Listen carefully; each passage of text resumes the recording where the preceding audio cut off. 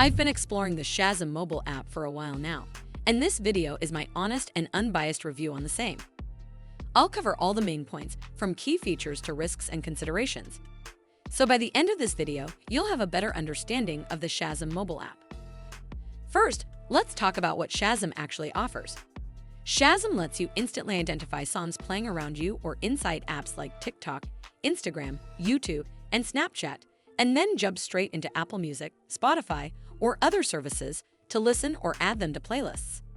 It also pulls in extras like real-time lyrics, music videos, charts, and even concert recommendations based on the artists you discover, which makes it feel more like a music companion than a simple ID tool.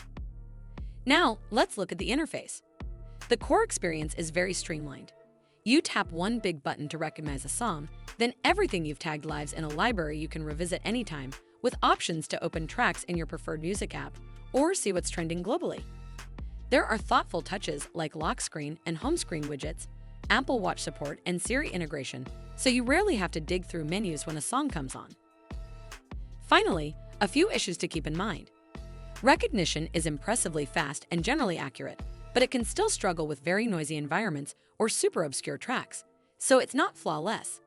Some users may also feel a bit uneasy about the amount of data tied to their usage, since the app can collect things like location, identifiers, and usage data, even though this is fairly standard for a modern free service.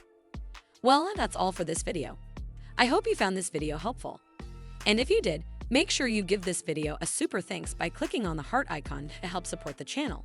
And don't forget to hit the subscribe button. We'll see you in the next one.